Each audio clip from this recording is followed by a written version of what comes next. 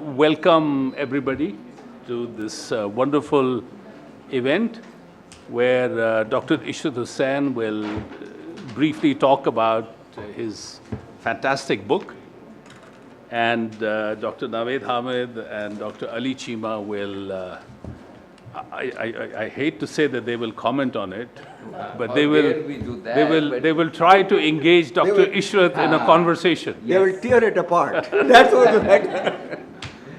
So I've been handed this sheet of paper to introduce the panel, and I think this Dr. Ishrat needs no introduction.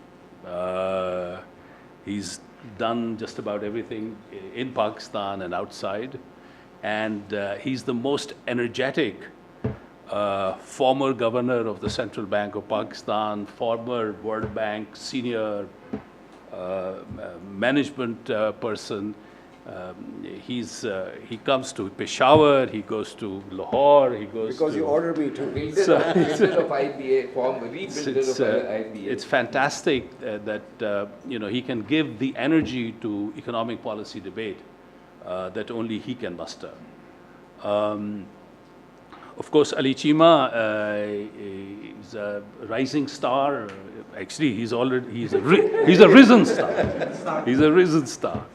He's extremely active in research and in the policy arena. We've shared many panels and many committees together, and he's a wonderful colleague. And of course, we shared offices here. And Dr. Naved Hamid, of course, he's he brings a wealth of policy experience from the Asian Development Bank. He's now putting the Lahore School of Economics on the map as far as policy research is concerned. So we are very fortunate to have both Anjum and both Naved and Ali engage Dr. Ishrat in a conversation on his wonderful book. Now, this is a tour de force. It has just about everything you want to know about Pakistan's political economy. Economics of the, economic data is there, but it goes far beyond that. Judiciary, the police, the bureaucracy, the military, all of the major stakeholders of the country have been discussed at length in this book, and how they interface and how they affect Pakistan's current growth prospects and growth dilemmas. It's all in this fabulous book. The dilemma, of course, is how do you get this book discussed in a 1-hour slot? So that was a big dilemma, and I thought chapter 16 allows us a handle on that, because chapter 16 lists the number of institutions that need to be reformed in order to meet 3 key objectives that Dr. Ishrat Husain elaborates in his book. One is to get growth going, the other is to achieve equity, because without equity, growth cannot be sustained. And finally, what kind of security environment you need for both equity as well as growth. So the institutions that are needed in order to address these three key questions, and then what kind of changes are needed in order to sustain the kind of reform that Dr. Ishrat is talking about. I thought chapter 16 gives a very good handle on that. So it'd be fantastic if we can organize the discussion so that it sheds light on what the ultimate recommendations of this book are. So with this, let me invite Dr. Ishrat Husain to tell us a little bit about the inspiration for writing this book and the central messages of the book. This session. The purpose of this session is very selfish, that I want to listen and I want to absorb the feedback from a very distinguished gathering like yours. It is not to sell my book, but it is how we can carry on this conversation further, because I don't profess that I have the monopoly of wisdom, but it is a process whereby we have discussion, debate, refine these ideas further, and as a practitioner, I want them to come to certain culmination. That's the whole purpose. I had formal book launching, but that's not the one which I'm going to do it. And I have the benefit of 3 very learned economists. The motivation of this book was that I have been struggling with the issue of economic policy for a long time, both internationally and nationally. And the countries where I lived, for example, Nigeria, and then I came to Pakistan, I started wondering that I can't find much fault with the economic policy stance or the contents. They look pretty good. So what is it that the outcomes are so terrible? And I started my search when I went to Woodrow Wilson Center at the Library of Congress, being such a great resource. So I surveyed the economic literature and then narrowed it on Pakistan, because I didn't want to take it to other countries, because that's interesting, but I didn't want to.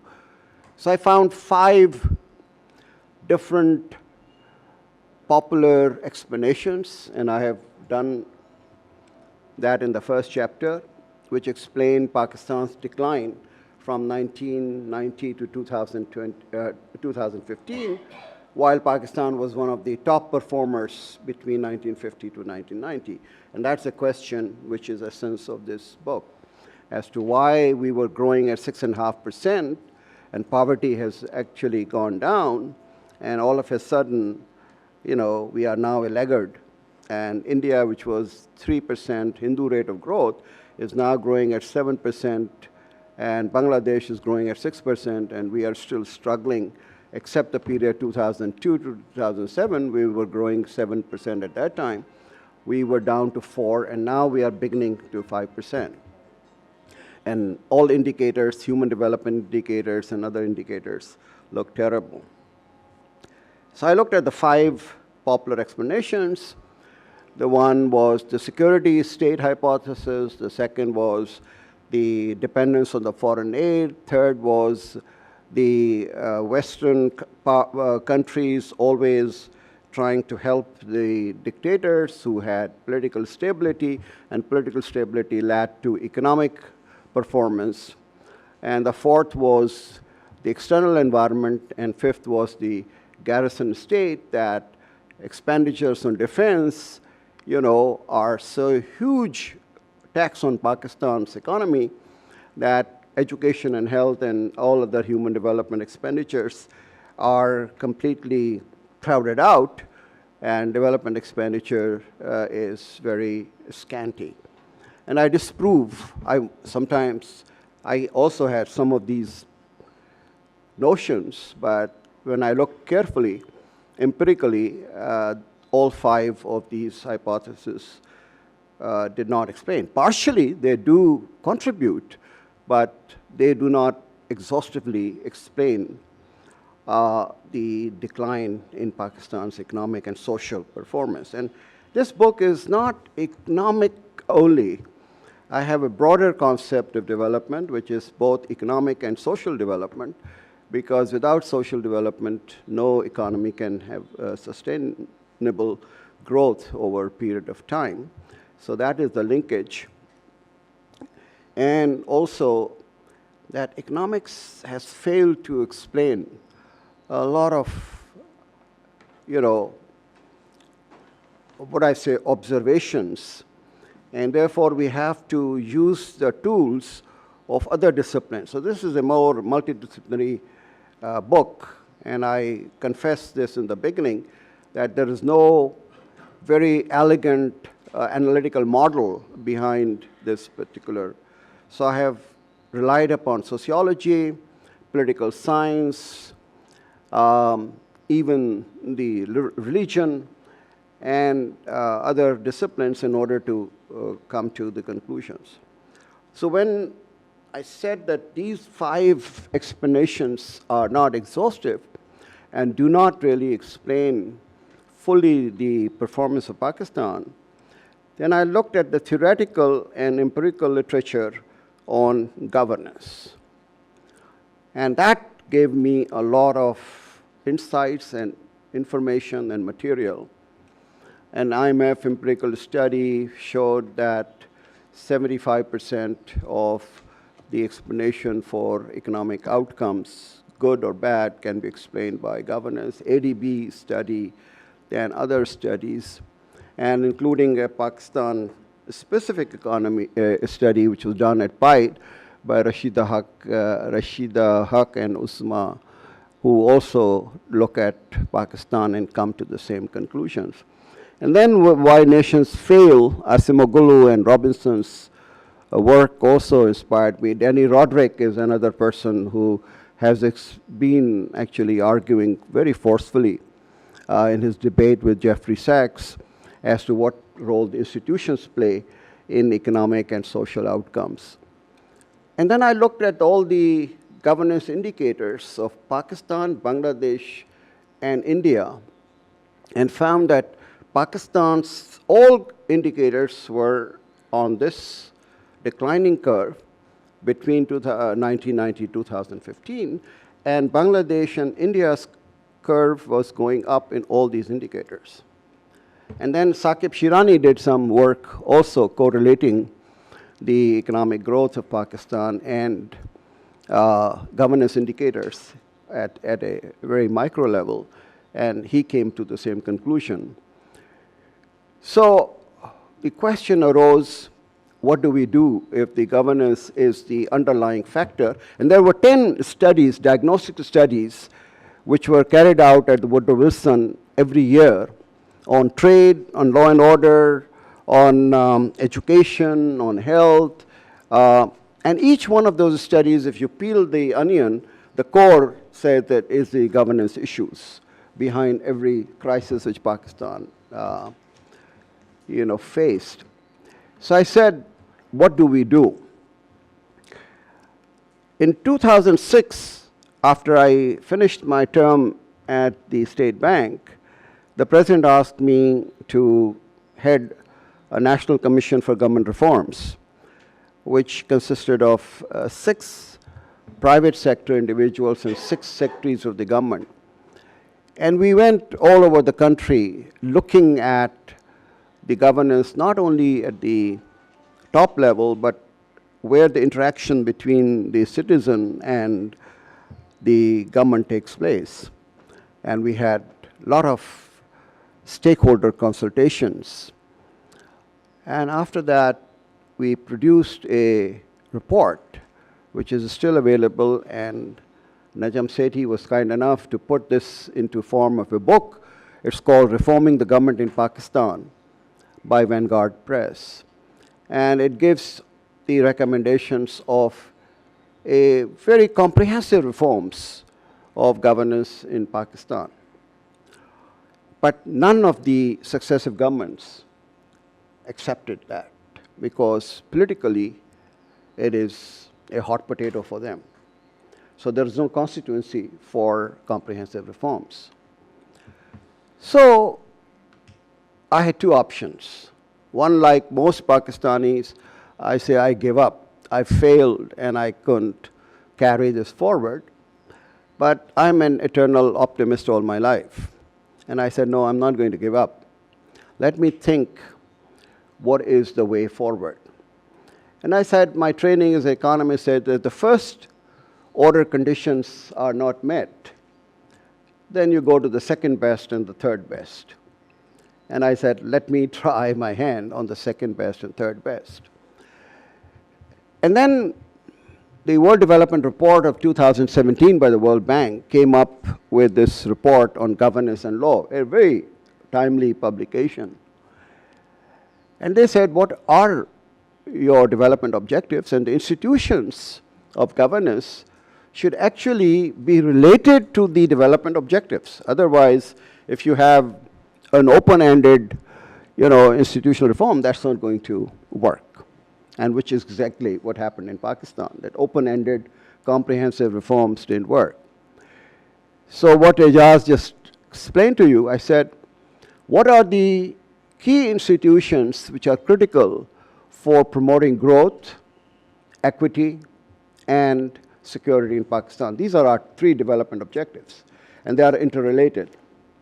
If you don't have good security, you won't have growth, and if you won't have growth, you won't have equity, and the equity will also be a function of public policy and the response of the civil society.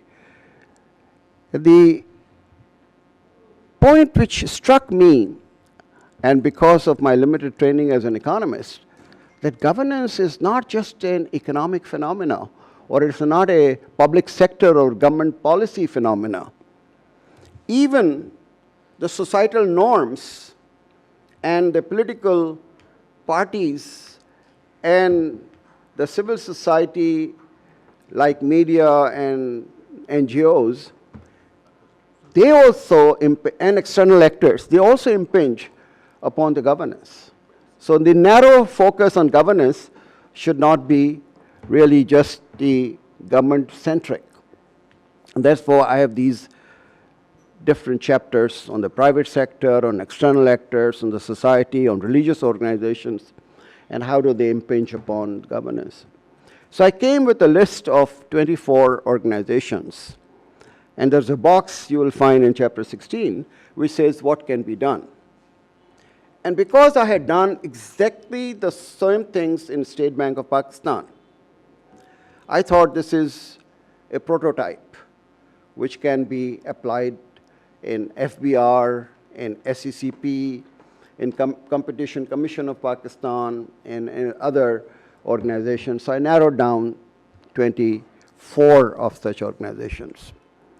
But what struck me in this battle of institutions which is taking place in Pakistan, is a hot topic these days, is that you have very strong executive, overly strong judiciary, even more effective military, but the weakest link is the parliament. The parliament and the legislatures are not doing what they're supposed to do. You don't need NAB, you don't need FIA, you don't need any of these organizations. If the parliamentary committees were above the partisan politics and looking after the functioning of each ministry and each department of the government and holding them accountable for the results and for the resources which you have taken. So my main message is that we have to strengthen the parliament in order to get the supremacy of the democratic governance. Question and answer session. Even the 50s, when I was in a college, used to be a mechanism for finding out what the government is doing. Now the question and answer session, up to Rahi Assembly mein, is a formality. The question is not very well formulated, and the answers are all over the place. You can't get any information out of it. The parliamentary committee meetings are only for media projection. They do not go into the substance. So that is what I argue, that in addition to these 24 institutions, one of the major deficiencies is that we should strengthen our parliamentary system, both at the provincial and the federal level. So I'll stop here, and I want, as I said, I wanted to just give you the motivation and the major findings, but more important, I want to listen to these 3 gentlemen, but also to the ladies and gentlemen here, so that I can start, even refining some of these ideas which I have floated. Thank you very much.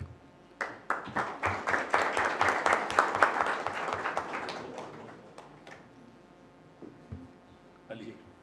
I've quoted this guy a lot, so I've learned a lot from him. Thank you. It's a real pleasure to be here and an honor to be invited to comment on this book. So I spent the past 2.5 days reading and thinking through the book, which I have to say I found to be extremely topical for the reasons that Dr. Saab has mentioned, that we are having this event at a time when the institutions in Pakistan are at loggerheads with each other. But it was also an extremely thought-provoking book, and to me, somewhat surprising as well, because typically when economists write about institutions, they really, particularly in an applied fashion, when they're writing about certain countries, they're usually talking about economic institutions and how economics institutions work, how they're configured, whether they're the right mix or they're not the right mix, but they never really go to the deeper structural factors that underlie economic institutions. And those two deeper structural factors that Dr. Saab talks about in his book are the way political institutions are configured, because economic institutions in some sense flow out of the negotiation that happens in political institutions, and the configuration of political power, both institutional in the sense of power within the state and its different stakeholders, but also power of political parties in society. So I have to say I was pleasantly surprised that these issues found center stage in the book. As Dr. Saab repeatedly says in the book, that there isn't sort of one factor that should be used to explain the two failures he talks about. One is the falling of Pakistan's growth trend, which he traces to 1990, but also basically the decline in the legitimacy of the state itself. So there is, he shows evidence that within the citizenry, trust and legitimacy of the state has been eroded and is declining. But to kind of pick on the one thing that he brings center stage to explain these things is the notion of misgovernance. At the heart of it, he traces all these problems down to the concept or the notion of misgovernance. And the misgovernance that exists, if you read the book and if you read the thought in the book, becomes really related to the way the institutions of the state are organized and the incentives that they have. So, there was a bit of a irony for me in the title, because the title is Governing the Ungovernable. So throughout the book, one thing became very clear, that Pakistani citizens are pretty governable. And the actual failure is misgovernance. So, I know Shuja Nawaz Saab suggested this title. My title would have been Misgoverning the Governable, you see. And I think that's really at the heart of the book, the notion of misgoverning the governable. I think Shuja gave the title before he read the book. So the second edition clearly needs that amendment. But why is this misgovernance happening? And as Dr. Saab talks about, he traces this notion back of misgovernance to a state structure which is extremely highly centralized.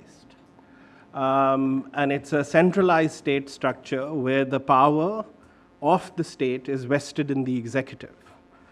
And one thing which is another pleasant surprise in the book, that typically when we think about centralization of state power, the debate in Pakistan becomes very partisan. So there are people, when you use the word, for some people, that would mean really, that would conjure up the image of the military. For others today, it would conjure up the image of the superior judiciary. And for others, it would conjure up the image of demagogic political leaders who are trying to centralize power. The nice thing about the book is that it actually breaks that myth. It says that centralization of executive power is essentially a thread that runs through all types of state power, be it in the military, be it flowing from the bureaucratic and judicial arm or the political arm. And it really builds a concept of centralization around four pillars.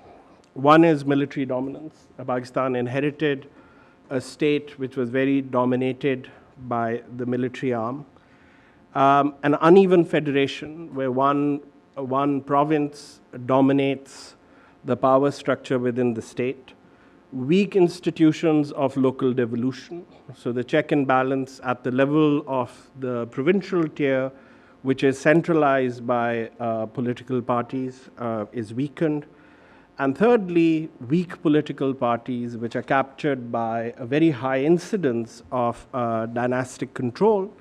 And what that means is that political concentration is high in parties, party leadership has very excessive control, and even at the constituency level, there is very little political mobility. Now, all this, Dr. Saab argues, has translated into a constitutional arrangement that is designed to actually strengthen the power in all these arms. And the conflict that we see is really a conflict between different groups that are vying for executive power. Right? Now, this kind of provoked a lot of thought, and the best way that I could process it was really to go back to what is really the root of modern democratic constitutions, which is Rome, right? And in Rome, there was a concept of the republic. And of course, we know that the republic preceded essentially a modern democratic constitutional arrangement. And what was the republic trying to configure? It was not trying to configure a mechanism of checks and balances through the elections, but it was trying to configure checks and balances within the state system by designing institutional arrangements where certain parts of the state elite could check other parts of the state elite. And this is best described by a wonderful painting in Siena, which is called The Allegory of Good and Bad Government, which was painted in the 14th century by an artist called Lorenzetti. And at the heart of those two paintings, that allegorical panel, is the Leviathan, the tyrant who sits on top.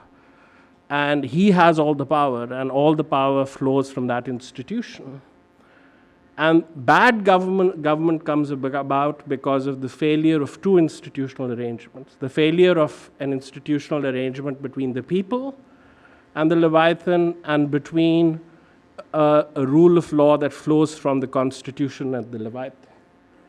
And once those two institutions go missing in the constitutional arrangement, the same Leviathan is driven by certain attributes which are quite interesting, which are cruelty, deceit, fraud, fury, division, and war.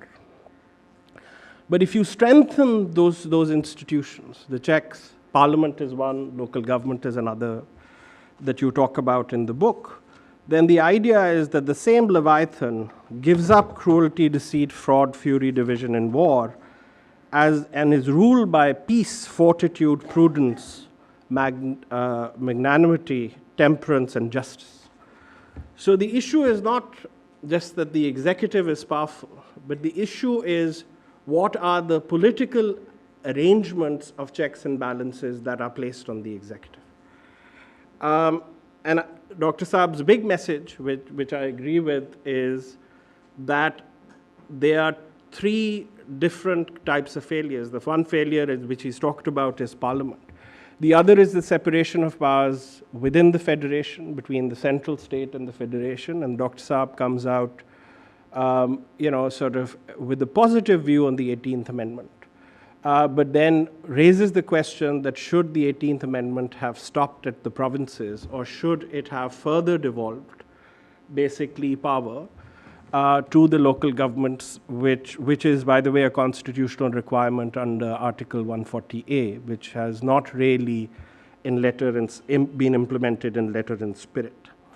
And the third set of institutions is a judicial framework, but one that flows within the Constitution and creates a mechanism which can bring these conflicts of these patricians or the patrician elites of the Pakistani state together to create these checks and balances rather than become party in fact, to those conflicts themselves.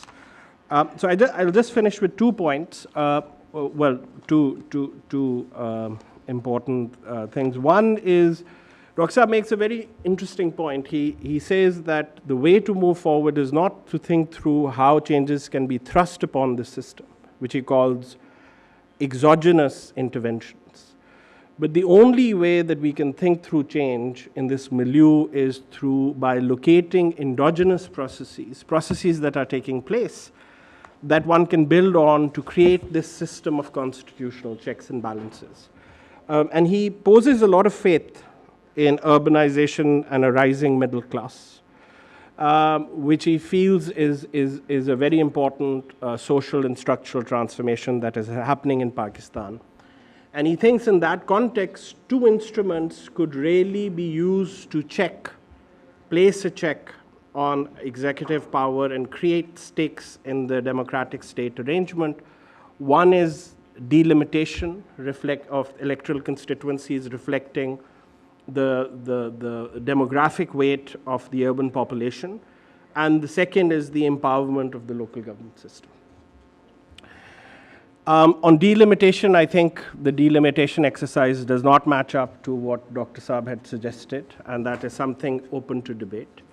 So my one kind of thing that I felt needs to be pushed through, could have been part of the book, but certainly should be part of the debate, is also to discuss what are the limitations of endogenous change.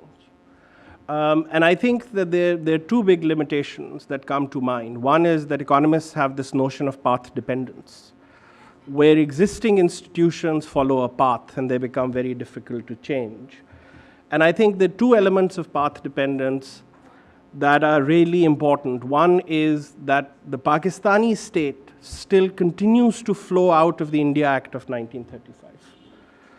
And really, although there have been a lot of reforms and changes, none of those changes has fundamentally altered the basic constitutional structure defined by the India Act of 35. And I think that the moment you think about the path dependence inherent in the India Act of 35, you also come up with a question of where does bureaucratic and judicial power fit into this equation of power that you actually paint so richly. I felt that is one thing that needs to be put into that jigsaw pieces that you have very nicely laid out.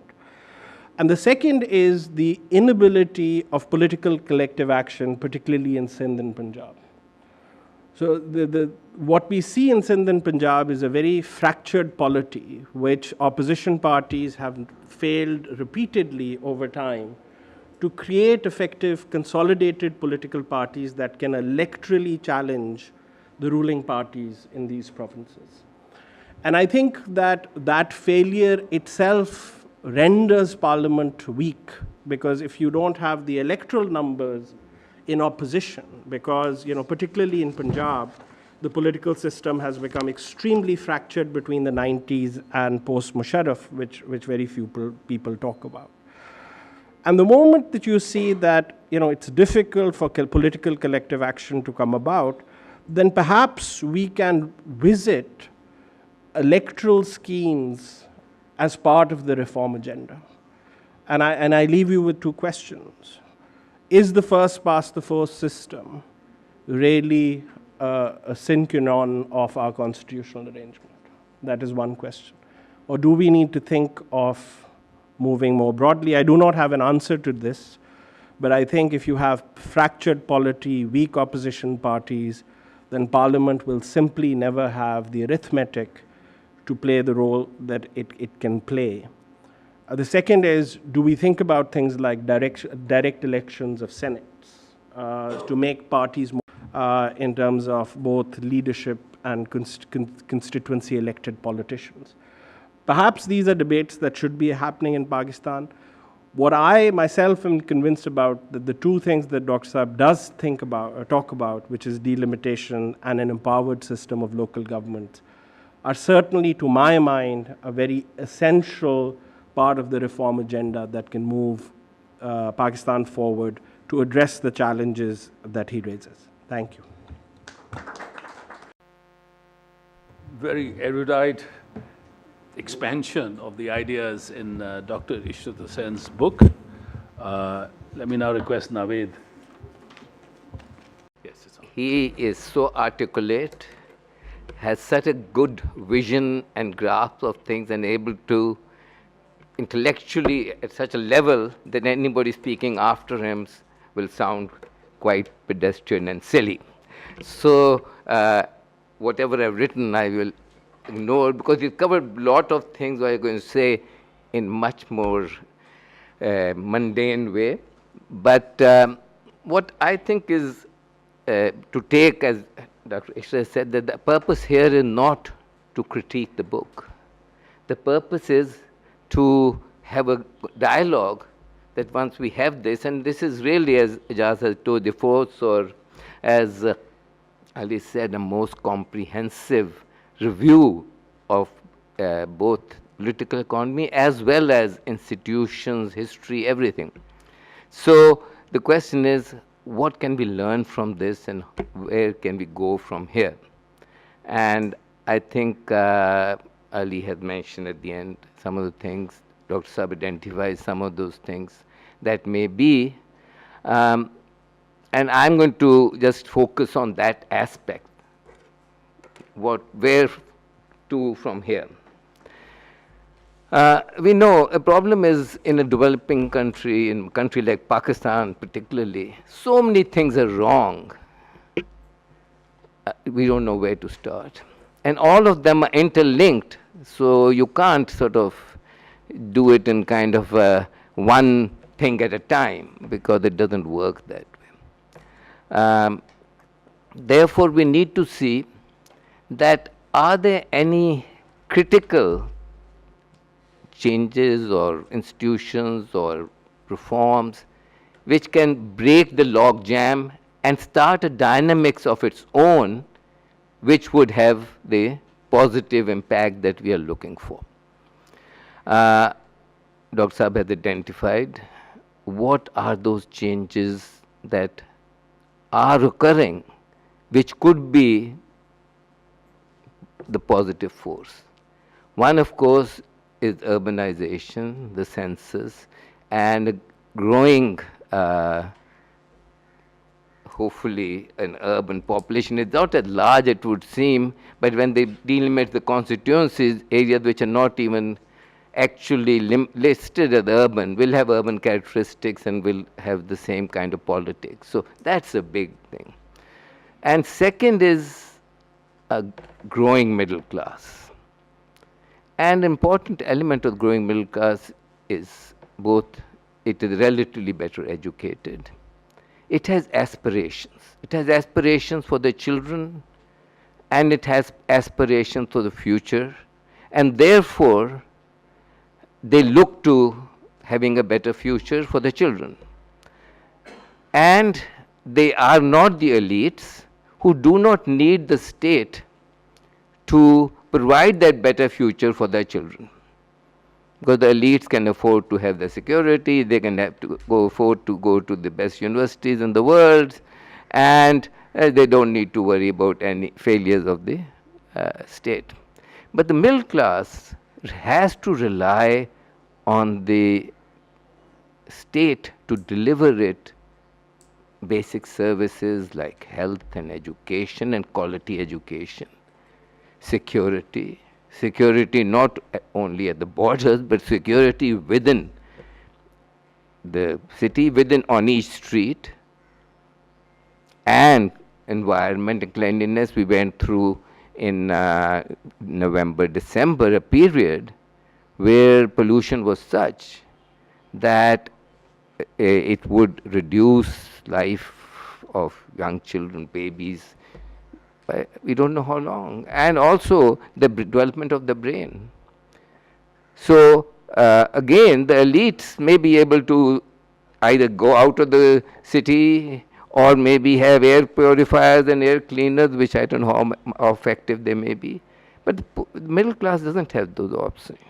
So they have these demands.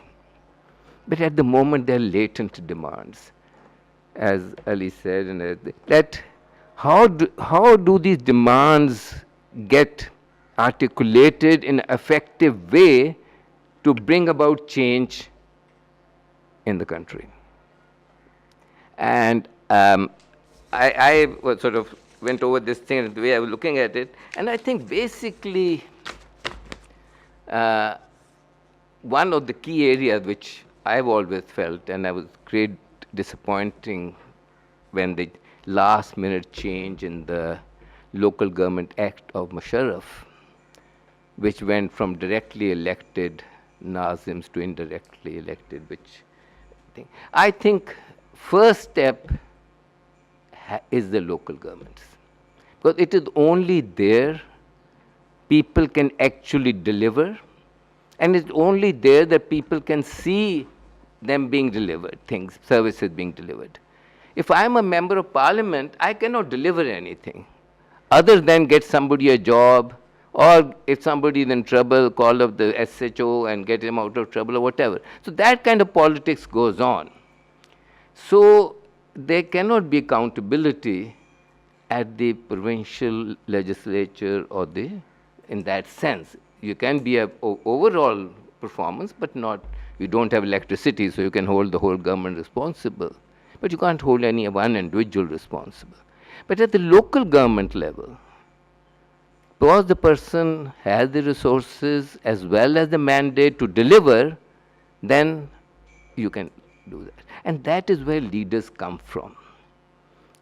New leaders can only emerge from that. And if you see some of the new leaders that emerged, even with the kind of badly designed local governments of 2002-07, are there and are effective people. So that's one. Question is that political parties is the problem, as was discussed. The leader of a political party is just one man, one person, one woman now maybe, but it's one person. And all power flows through that person. These are really dynastic parties, one-person party. We're somehow stuck in that mode. The reason, of course, is there's no alternative route from which other leaders may emerge. It is local governments. If a Nazim of a district or a city or somewhere has done outstanding work, people have heard of him, and this is how in many countries in US, these are the people who actually are recognized and are called on by the party to come and take positions at the national level. So that is, I think, a key area. Of course, on the political parties, unfortunately in the law it says they have to hold elections, they have to be democratic, etc., but we have no way of enforcing those reforms or those steps. So Dr. Saab talks about a more effective election commission. But again, these commissions, etc., can only be as effective as the environment will allow them to them. If there is no real demand, strong demand for, say, election, people don't understand why they're important. And if they were to take action against somebody, they'll say this is victimization and so on and so forth. So it's very difficult to, how do we bring about this change? I don't know, I think Ali has been working on these areas and Dr. Saab has thought a great deal about it. My own experience has been that we need to identify, one, we need to have patience, it takes time, and two, we need to identify one or two key areas in which change can happen, and if it does happen, it can have impact on the entire political system and the entire governance system and institutions. I think to me that is the local government system. And even some kind of not a fully satisfactory local government system, but if it begins to work, if it begins to throw up leaders, it begins to perform in even certain areas, that will create a momentum. Second, I think we need, I don't know how we can say, but for the middle class to make that connection between these are our aspirations, these are our demands, how do we, who will deliver them to us? Who will, and our media does play a very, very dysfunctional or a very bad process. I will just end with one example of where something which I think is tremendous, a mass transit system, which is the only investment that has taken place in this country or in cities in the last 50 years or more, which is for the poor. None of the people here, or maybe very few people here, actually go and use the mass transit system. But the poor who are using the metro bus and who hopefully will use the Orient line, their lives have changed. And I think that there has been criticism of this. Criticism based on environment and heritage makes sense, but criticism on it, oh, you're spending money on this, why not more money on education, etc., which is all the thing. So I think we need to make it, have some kind of debate on what are the important issues and how they might be delivered.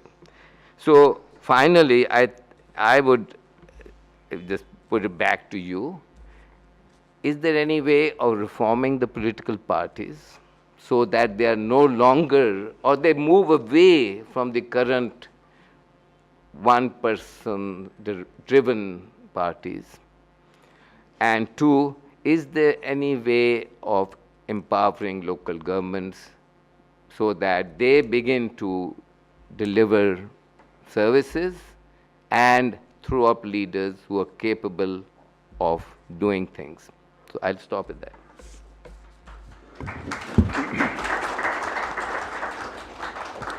Thank you.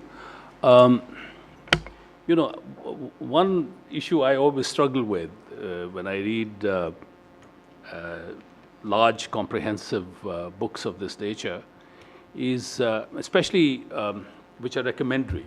In other words, this is what needs to be done to achieve these objectives. Even if you look at the reduced form version of the recommendations, which is in chapter 16, which is, here are the institutions that need to be fixed, these are the objectives, and this is how you fix these institutions.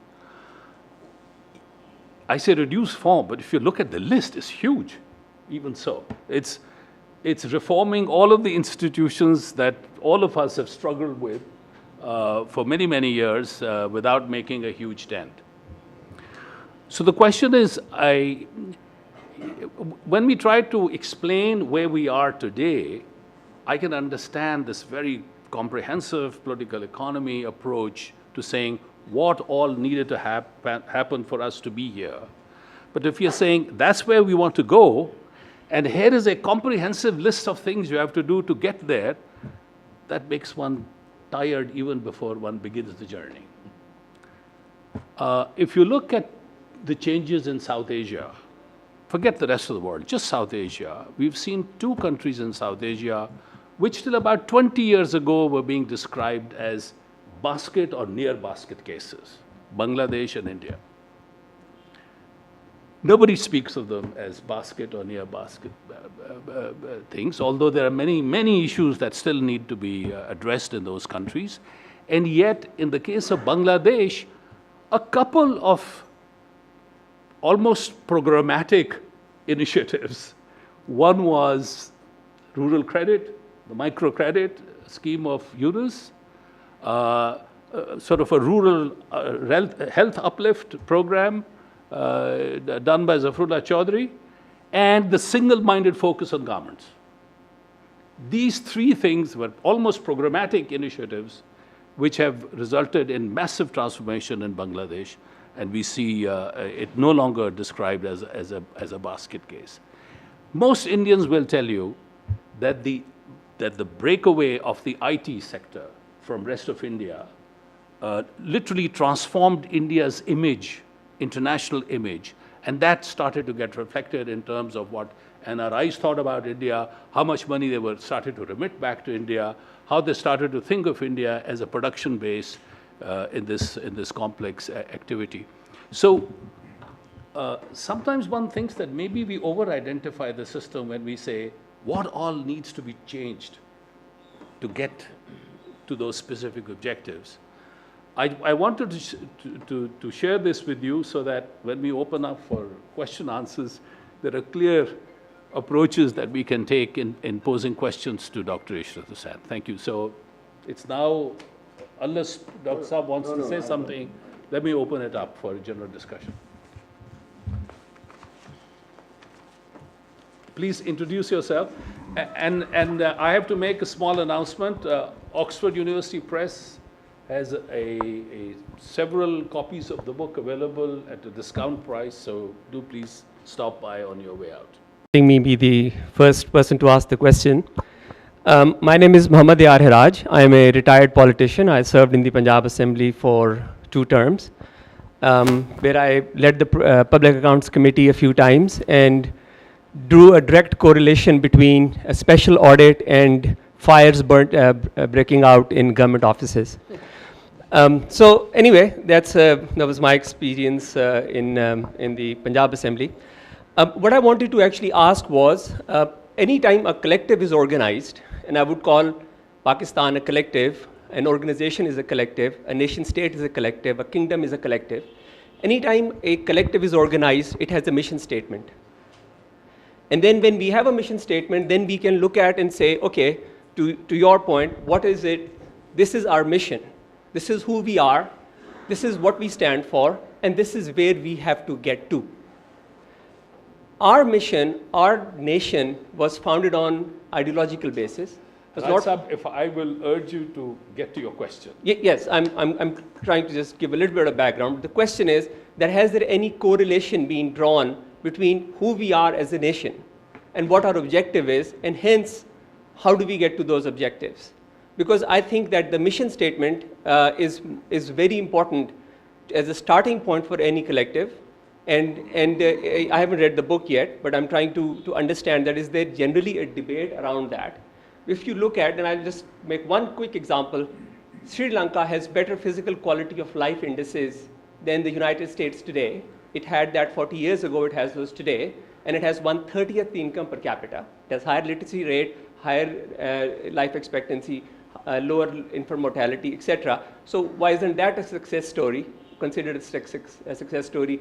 And why are growth rates necessarily a success story? So question is, has there been any discussion in the book or in any of the commentaries that are out there which connect our mission statement as a country to where we want to go to, and how do we get there? Thank you.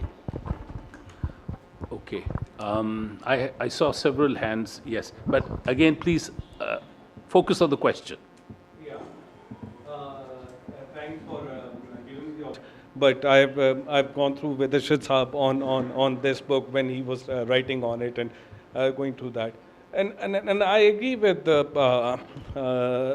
Ijaz, you that in this, you know, the problem, it's not the handling all the problem, it's just it's just one trigger that could act as a catalyst. Like you said, in case of the Bangladesh, it's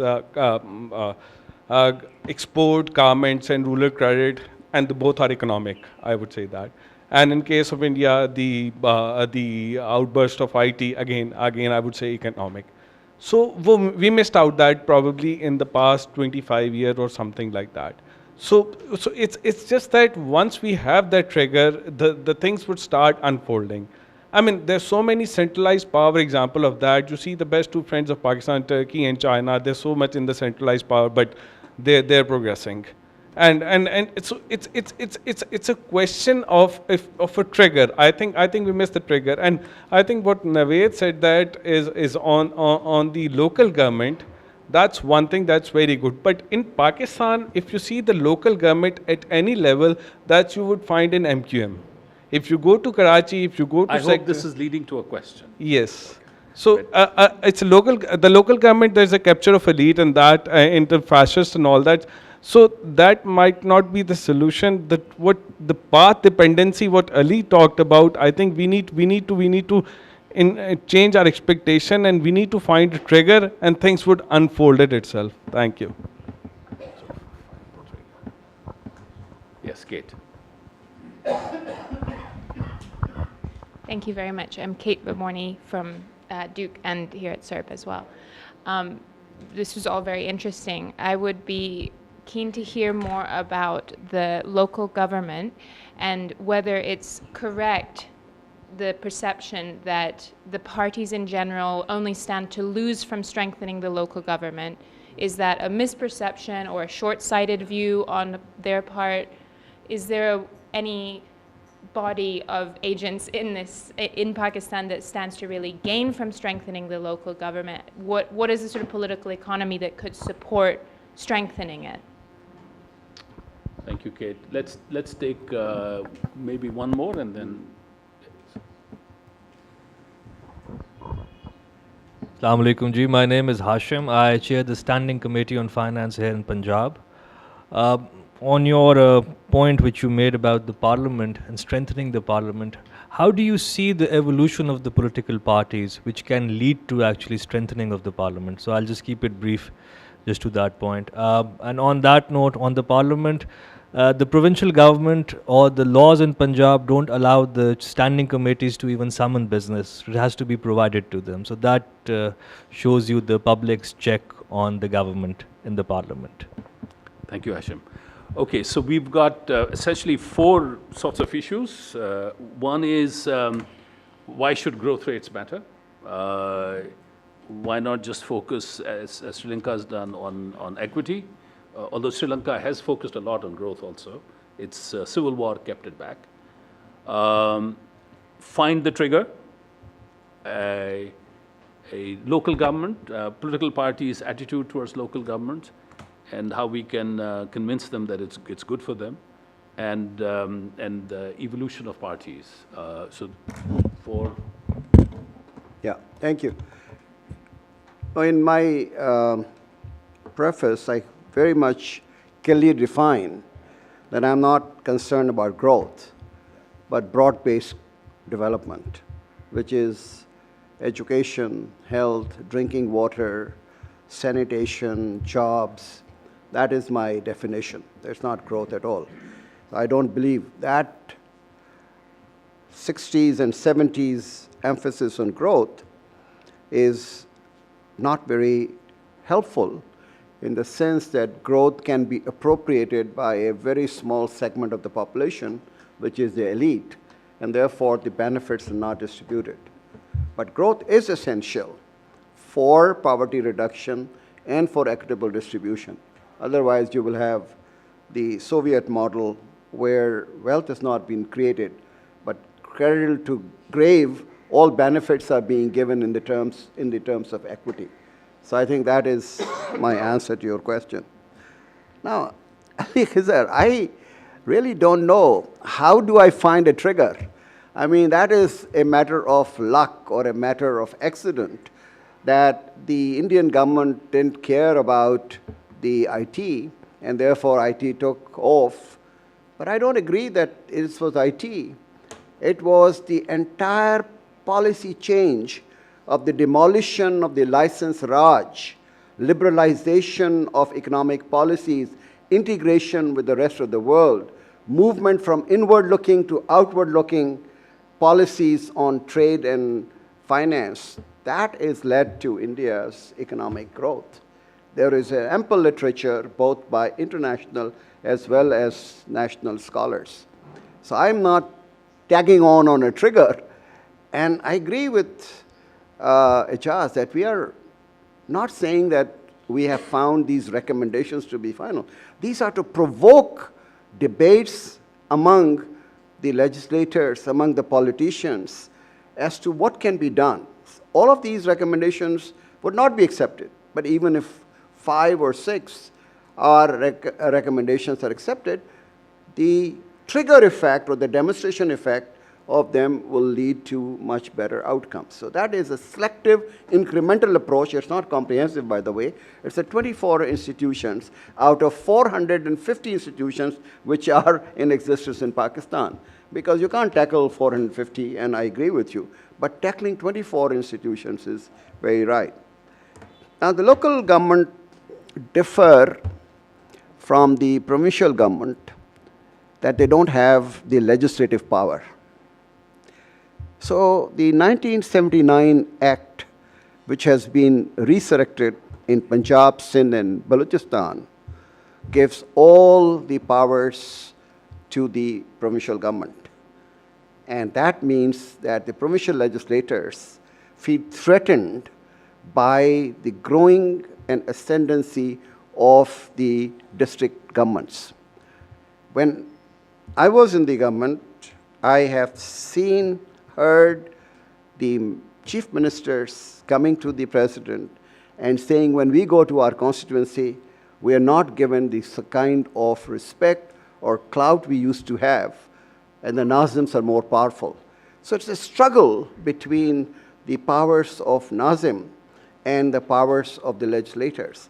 And the dilution, except in KP, has taken place because the legislators and the chief ministers and the ministers and the secretaries of the government feel that they are losing power. And that's why the rollback has taken place.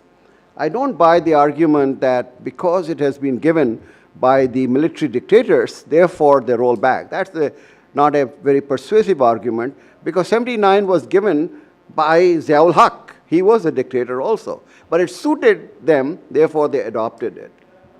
So I personally believe that this struggle will only end when you have an assertive, highly educated middle class which asks for performance rather than patronage. I belong to Karachi. The best period in Karachi's history was Nematullah as the mayor and Mustafa Kamal. MQM was completely discredited, but it was the performance of the city government under two. Jamaat Islami doesn't get any votes in Karachi. National Assembly, they haven't got it. But if Nematullah contests the elections, he will win because he performed. And the middle class is the way out. Finally, on the evolution of the political parties, what Ali said is the whole question. If you have a leader of the party who gives you the ticket for contesting the elections, who provides you the financing in order to win the elections, who appoints you to the committees or to the ministerial positions, who can remove you if you deviate from the path or you vote according to your conscience, your parliamentary committees are not going to be effective because you can't question your own ministers of your own party. So there is a need for dilution of the powers of the political party leaders. It should work as a collective rather than as an individual authoritarian figure. I was a student leader in the 1950s, 60s, and we used to elect the city Muslim League leader through direct elections. So when he used to go to the provincial executive of the Muslim League, a tyrant authoritarian like Ayub Khoro could not ask them to do anything because they will say, you haven't nominated me, I have come by the elections of my people. This is what I want to say, and this is what I want to do. So they had a voice. The voice of legislators today belonging to a political party is zero, and that's why you're not very powerful. So dilution of the powers at the center is what is required. You want to take up any? I'll make a couple of points here. One, of course, what he was saying is very true.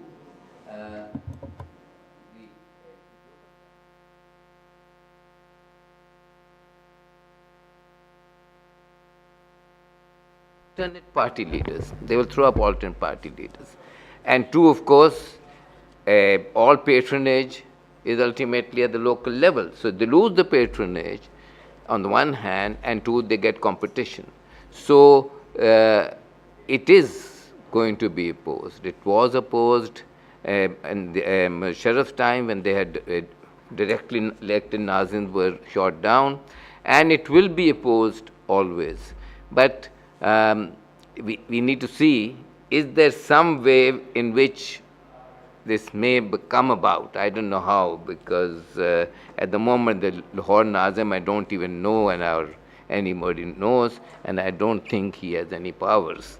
The other one, I think, I would like to ask a question from Dr. Saab, that India was even more xenophobic and inward-looking than us.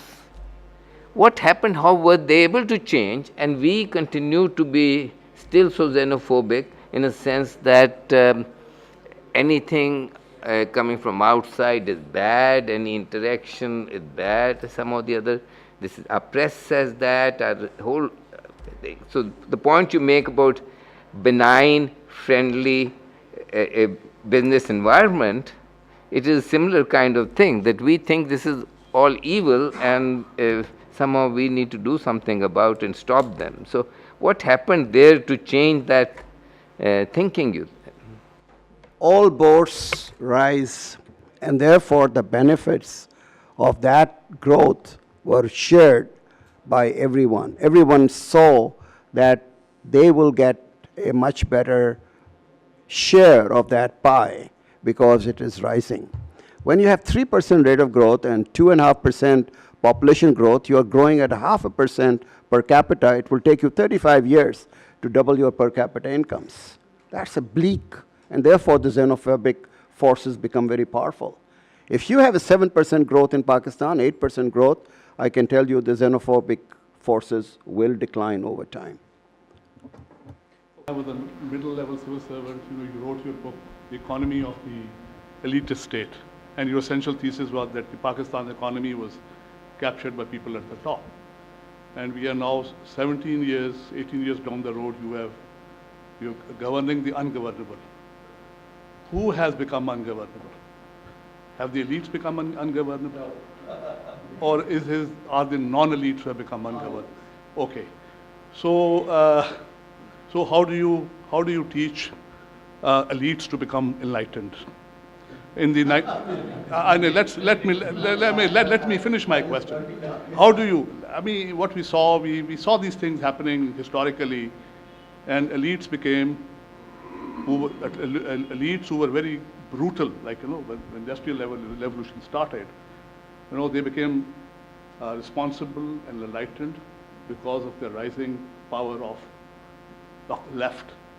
And then we have seen the left totally collapsing all over the globally and as well as in Pakistan. I think yesterday there was an article in Dawn, somebody said left is completely hollowed out and there's nobody to raise the kind of issues. You said you want development, not growth. But then I see a confusion. Sometimes you're talking of growth, sometimes you're talking of development. Development is, there's no constituency for development, really. People are not, the people who can make the elites, development only will happen if your elites become enlightened. They become responsible. They are ones who are controlling the policy process. They are the ones who are controlling the allocation process of resources, which will go to make happen what you and we all want to see as being desirable. So how do you, Dr. Saab, Naved Hamid Saab absolved the elite. He said, governance is not their issue. They can go abroad, they can go, so for them it's not issue. So without the teaching responsibility to the elites, how do you bring about that broad-based development in Pakistan?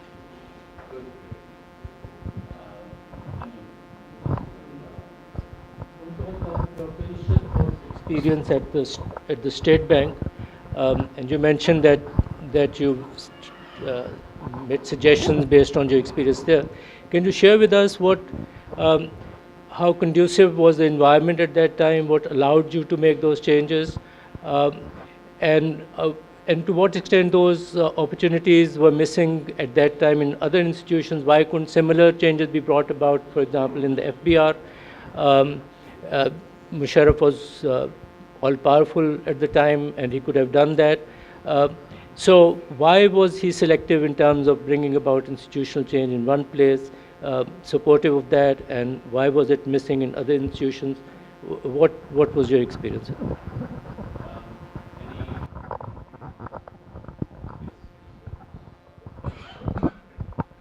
Hi, Imran Zafar. I do private equity.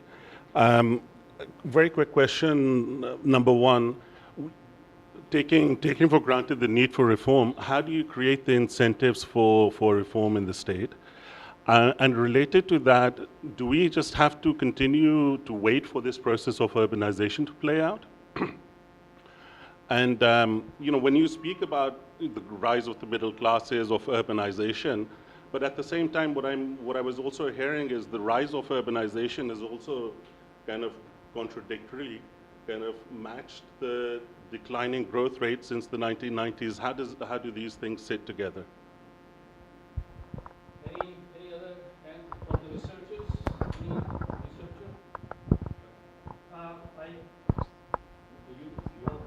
So I just had a quick question. So while Ishrat Saab was writing this book in Washington, D.C. at the Woodrow Center, I was also working with another development economist who Ishrat Saab also spoke with in great detail, Nadia Navibara, about, let's say, development policy in Pakistan. And many people, and going off of the earlier gentleman's question, that many times there is kind of this elite stake in institutions that allow them to emerge into something that's much more of a public good.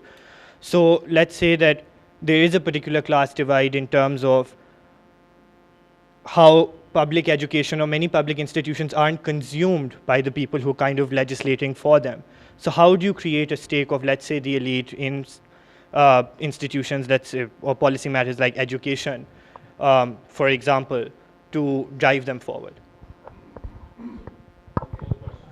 All right. I think this is a most difficult question as to how elites can become enlightened. And I dismiss that in if you read my book, I start with that. And the experience of Pakistan is that it doesn't happen. Second, we rely on the IMF and the World Bank and the DFID and the USAID to bring about, reforms. That doesn't happen either. We have a very bad record. What really encourages me is that even the hamlets and the villages, I traveled from motorway to Johasadan Shah and then to Pindadan Khan. These were hamlets, these were villages. Today, they are communities of urban areas. And I asked them, one of the locals, that are you going to vote for the Chaudhry? He said, I don't know who the Chaudhry is. Now that's a big change which is taking place from 15 years ago when I visited last. I visited after 15 years. In places like that, if the enlightenment is taking place, that the Chaudhry is not who really matters, but it is what the delivery of the goods and services to me which matters. I give you another example. During this book preparation, I interviewed some of the leaders of the MQM, like other parties also. I asked them, I have a complete list of all the elected representatives from 1970 elections. And I said that the attrition rate of the urban MNAs and MPAs is twice as high as that of the local. And I said, MQM gets their own candidates, but you keep on changing your candidates every time.